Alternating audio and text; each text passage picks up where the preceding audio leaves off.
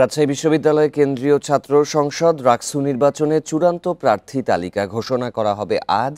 এ নিয়ে আরও জানাতে রাজশাহী বিশ্ববিদ্যালয় থেকে যুক্ত হবেন সহকর্মী আহসান হাবিব অপু। মোট ৪৩টি পদে নির্বাচন করা হবে। কোন কোন প্যানেল থেকে সম্ভাব্য প্রার্থী কারা, এ বিষয়ে কোনো আভাস পেয়েছেন কি?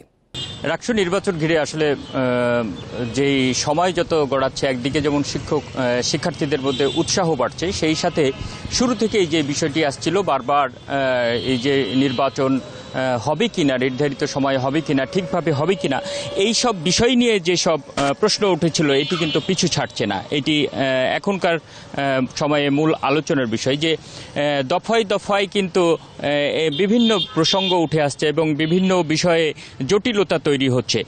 সর্বশেষ যেটি ধরা হচ্ছিল যে রাকসু নির্বাচনে যেহেতু তারিখ নির্ধারিত হয়ে গেছে, 25 তারিখে নির্বাচন হবে এবং চূড়ান্ত ভোটার প্রার্থী তালিকা আজকেই ঘোষণা করা হবে। তো এখন হয়তো সবকিছুই স্বাভাবিকভাবে চলবে, কিন্তু এরই মধ্যে নতুন নতুন দাবিও উঠেছে। নতুন দাবি, এর মধ্যে ভোটার তালিকায় যে ব্যালট নম্বর, সেটি নির্বাচন কমিশনের পক্ষ থেকে যেভাবে দেওয়া হচ্ছিল সেটি নিয়েও আপত্তি উঠেছে, যে কারণে আজকে বিকেলে লটারির মাধ্যমে প্রার্থীদের যে ব্যালট নম্বর সেটি চূড়ান্ত করা হবে বিভিন্ন সবগুলো পদে আলাদা আলাদাভাবে। এটিতে একটি সময়ের ব্যাপার, নতুন করে জটিলতা এসছে। নতুন জটিলতা যেটি যে জাহাঙ্গীরনগর এবং ঢাকা বিশ্ববিদ্যালয়ের নির্বাচনের পরে স্বাভাবিকভাবেই ধরা হচ্ছিল যে নির্বাচনে অবশ্যই এটি প্রযুক্তির মাধ্যমেই গণনা হবে, মেশিনের মাধ্যমে গণনা হবে, কিন্তু সেটি নিয়েও যেহেতু কালকে একটি জোরালো দাবি উঠেছে সাধারণ শিক্ষার্থীদের মধ্যে, এই সব কিছু মিলিয়ে কিন্তু এক ধরনের যখন উৎসব শুরু হওয়ার কথা তখনও এক ধরনের সংশয় তৈরি হয়েছে যে এই সব জটিলতা কাটাতে নির্বাচন কমিশন কতটা সহজভাবে করতে পারবে। আর নির্বাচনকে ঘিরে তারপরেও আমরা গতকালকে পর্যন্ত যেটি দেখেছি যে প্রার্থীদের মধ্যে এখনো প্রচারণা শুরু হওয়ার সময় শুরু হয়নি, কারণ আজকে চূড়ান্ত প্রার্থী তালিকা ঘোষণা করার পরই এটি শুরু হবে। কিন্তু তারপরেও তারা তাদের মতো করে একজন আরেকজনের সাথে যেটি গণসংযোগ করছেন, শিক্ষার্থীদের সাথে কুশল বিনিময় করছেন, তার মাধ্যমে নিজেদের পরিচিতি জানানোর চেষ্টা করছে। এখানে গতকালকে যেটি শেষ দিন ছিল নির্বাচনের মনোনয়নপত্র প্রত্যাহারের শেষ দিন, সেই দিন পর্যন্ত সেদিন 14 জনের মনোনয়নপত্র, কেন্দ্রীয় যে সংসদ সেখানে 14 জনের মনোনয়নপত্র প্রত্যাহার করেছেন। এর মধ্যে 2 জন ভিপি প্রার্থী এবং একজন জিএস প্রার্থীও আছেন।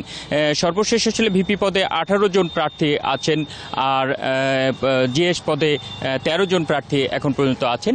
তাদের নাম সহ সব প্রার্থীদের চূড়ান্ত তালিকা প্রকাশ করা হবে। আর এর বাইরেও এরই মধ্যে নির্বাচনে যেটি রাকসু নির্বাচনের 9টি প্যানেল ঘোষণা করা হয়েছে, আমরা জানতে পেরেছি আজকে আরেকটি প্যানেল ঘোষণা হতে পারে। আর নির্বাচন কমিশনের পক্ষ থেকে যেটা বলা হচ্ছে যে চূড়ান্ত প্রার্থী তালিকাটা মূলত কখন ঘোষণা করা হবে তার উপরে যেহেতু প্রচারণা শুরু হবে।